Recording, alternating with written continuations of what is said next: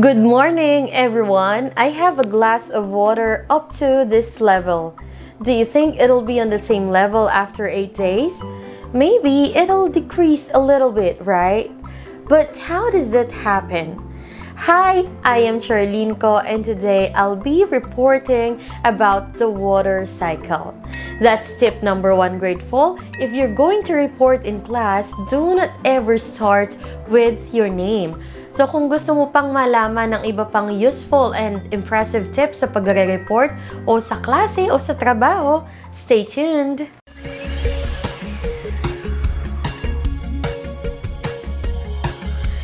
Hi Gratefuls! Meron akong 5 tips para makapag-report ng maayos at syempre mahusay. Uunahin ko na munang i-share ang mga bagay na kailangan mong gawin sa mismong pagre-report mo at kasunod nito yung mga bagay na kailangan mo namang gawin bago ang araw ng iyong pagre-report. Alright, so let's get right into it. As what I've mentioned earlier, don't start your report with a self-introduction.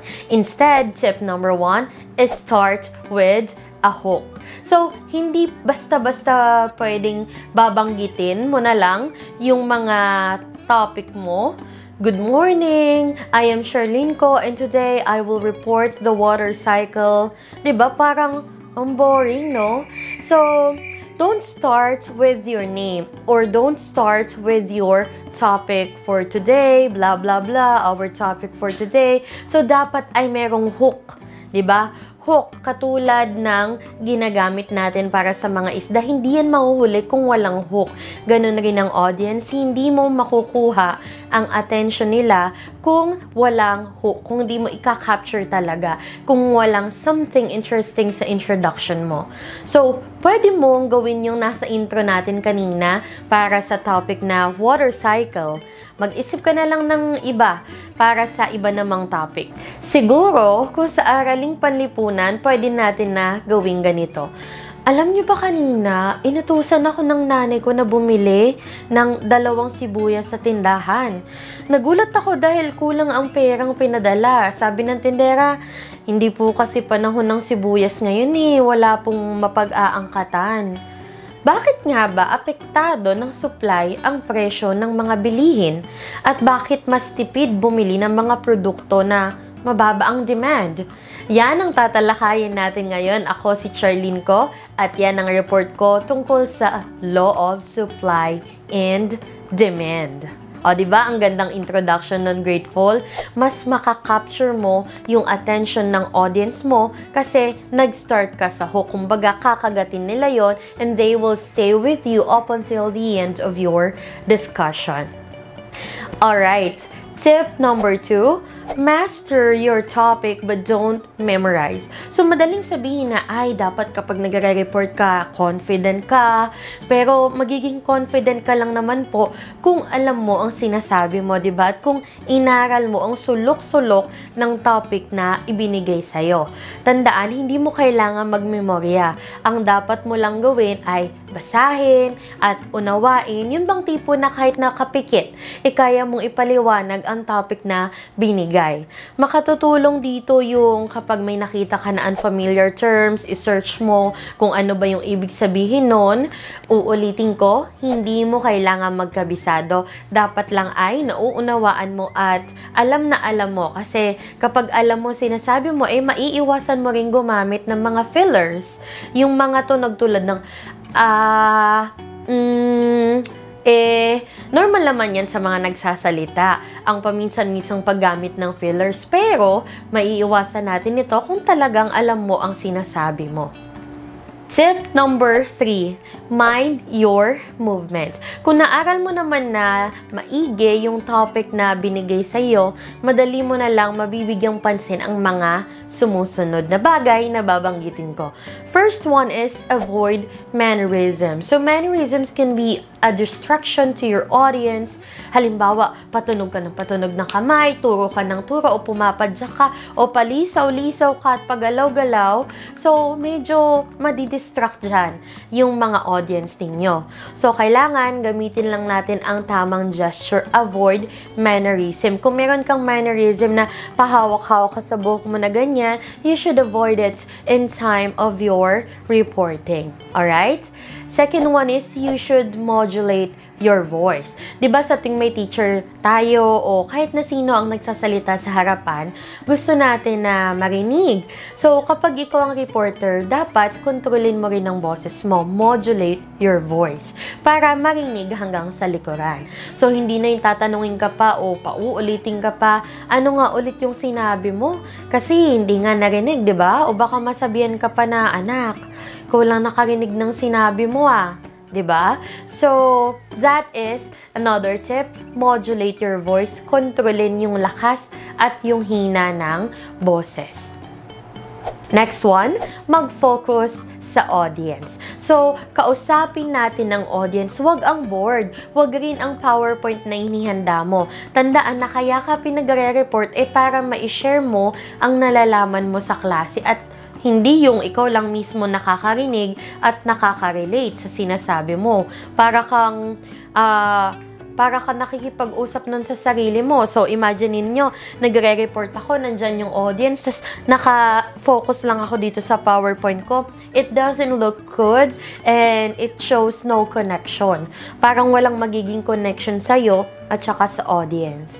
Okay? Next one is mag-build ng connection. Okay? So, pwede kang magtanong sa mga audience mo na madadali sa mga kaklase mo. Diba? Para syempre, magtaas sila ng kamay.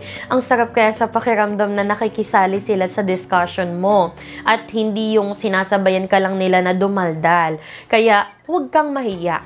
Tingnan mo sila sa mata, sila ang kausapin mo kasi sila ang audience mo at sila dapat ang matuto galing sa'yo. Yung inaral mo, yung iginawa mo ng PowerPoint presentation, sa kanila mo i-release, sa kanila mo ipakita na meron kang mastery ng iyong topic. Alright? Kasama din sa tip number 3 ang body language. Ito naman yung mga bagay na kailangan mo rin pagtuunan ng pansin para magmukha kang confident sa pagre-report. So, do not fold your arms like this. Huwag mong isara, huwag mong iganyan yung arms mo kasi parang hindi welcome yung audience sa iyo. So, mukha ka ding nahihiya. So, don't do that. And also, don't put your hands in your pocket. Okay? Huwag mo ilalagay sa bulsa mo yung kamay mo. Use your hands to emphasize the important details of your report. Katulad ko, di ba? Ito, nagdi-discuss ako sa inyo. When I want to highlight something, nagaganyan ako. Because I am using my gesture to highlight the important parts of my topic. Okay? Next one is, don't hold your phone. Diba? Ito kasi case-to-case basis ito yung hindi natin dapat hawakan yung cellphone. So, maghawak ka lang ng cellphone kapag kakailangan. For example, ginagamit mo yung cellphone mo panlipat ng PowerPoint, naka-mirror doon sa TV sa school ninyo. Pero kapag hindi naman ganon yung eksena, huwag ka na maghawak ng cellphone. Kasi pag may phone ka, parang hindi buo yung attention mo sa audience. Diba? Pero mga ko-attity ng cellphone mo. So, halimbawa, nandito ako, nagdi-discuss ako sa harapan ninyo, may hawak ako na cellphone. Pwede ninyong maisip na anytime na may makalimutan ako, titingin pala ako dito. So, it will show that I have no mastery of my topic. At ayaw natin yan bilang students. We are aiming for a high grade from your teacher sa reporting mo. So, ditch the cellphone. Alright?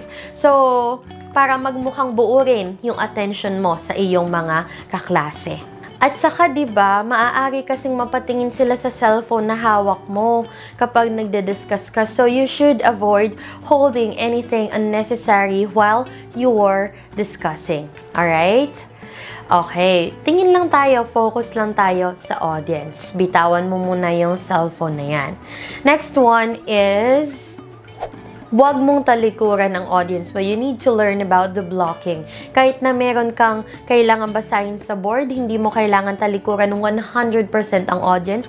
Pagilid-gilid lang. Hindi ka pwedeng tumalikod na gano'n na idioms, a group of words, blah, blah, blah. So, you shouldn't do that. Kailangan gilid lang. Idioms is a group of words that expresses another meaning aside from its literal meaning. Okay? So, yun ang tamang blocking or pagbabasa.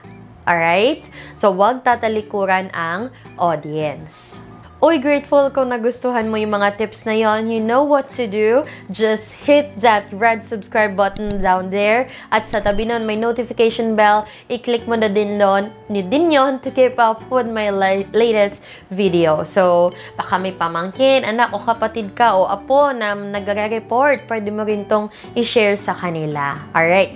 Tip number 4. Be creative. Hindi ba mas masayang gawin ang mga bagay kung nakikita mong nawiwili ang mga kasama mo, 'di ba? Mas masayang mag-report kung nakikita mo na sumasali sila sa discussion mo, na magagawa mo ito sa pamamagitan ng pagiging creative. So, you have to prepare an icebreaker. Yung icebreaker, it is a short game or activity bago ka magsimula. Or pwede ring review questions tungkol sa nagdaang topic. Pwede kang mag-prepare ng reward para sa mga sasagot.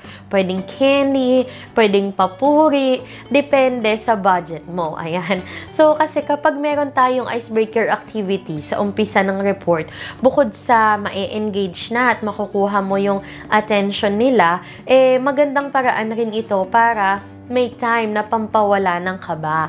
Nagiging familiar ka na kung ano ba ang pakiramdam ng nasa harapan habang hindi ka pa as in nagde-discuss. Kasi talaga naman pong nakakakaba ang pagre-report. Aminin natin yan. Sanay o hindi sanay sa pagre-report, basta magsasalita tayo sa harap ng maraming tao, nakakakaba yan. Let us admit that. So, preparing an icebreaker will help you because it will give you time to pass that nervousness. Para palipasin po yan. Para kapag nagdi-discuss ka na, syempre, hindi ka nagaanong kakabahan. Okay? Ito, tip naman para talaga mukhang binuhusan mo ng effort yung presentation mo. Mention your references. Banggitin mo yung mga pinanggalingan ng lesson mo. So, you can say, according to my research, according to blah, blah, blah, sabihin mo ganyan. It will show that your resources are valid and reliable. Okay? Magmumukha na yung mga sinasabi mo sa report ay valid at reliable, na maaasahan at totoo. Alright? Okay, next step. Do not put everything in your PowerPoint or slide presentation. Visual aids lang yan. Ito ang gagamitin mo na guide para malaman mo kung saan banda ka na ng report. Ito rin naman yung gagamitin guide ng mga kaklase mo, ng mga nakikinig sa'yo para masundan nila yung outline ng topic mo. Huwag mong ilalagay lahat ng detalye para namang mayroon pang matira sa'yo. Para meron ka pang sabihin syempre at abangan nila. Kasi kung ilalagay mo na lahat, di bigay mo na lang yung PowerPoint, huwag ka nang mag-report. Ayan, di ba? So, sa bawat slide, dapat meron kang matitira na sasabihin. Alright? And next tip, we have ditch the index cards. Ditch the index cards, ibig sabihin, tigilan at bitiwan na ang index cards. So, itong tip na to, ay para sa akin lang naman po baka hindi pwedeng applicable itong tip na to sa'yo, pwede rin namang hindi. Pero kasi 'di ba, sa tingin ko, kung wala kang hawak na index, ay mas mapupursige ka na hasain ang isip mo tungkol sa topic. Dahil alam mo na, wala kang maaasahang babasahin. 'Di ba? Wala kang babasahin sa harapan. Ayan, dahil tignan ninyo, alin sa dalawa ang mukhang naghanda talaga sa topic? Itong patingin-tingin ako dito at saka ako sasabihin sa inyo, o yung wala akong hawak at talagang dire-diretso lang ako nagsasalita sa harap ninyo. 'Di ba? Mas mukhang naghanda yung walang hawak na index card. Pero sige, ikaw na mag-decide. So, gratefuls, yan, ang mga tips kung paano magre-report sa klase ngayong face-to-face classes na. Pero meron pa akong huli. Tip number 5. Make your ending impactful.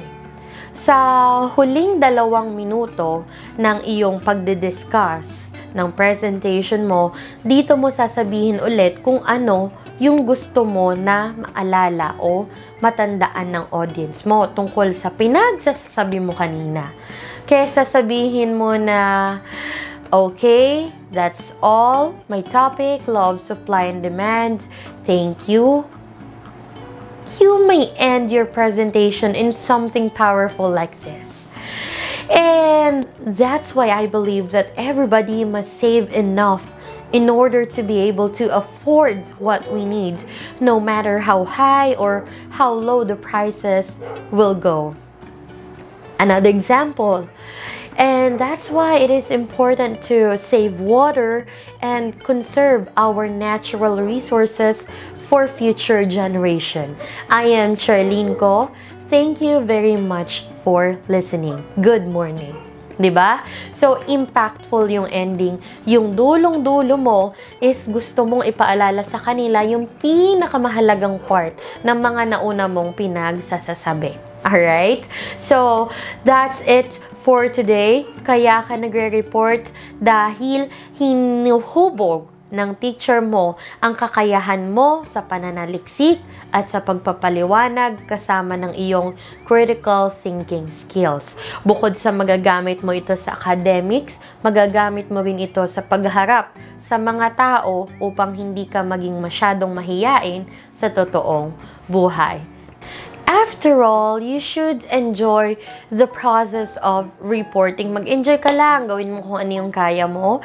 Kasi mas maganda naman na ngayon ka magkamali at matuto kumpara naman kapag nagtatrabaho ka na at isa ka ng professional, di ba?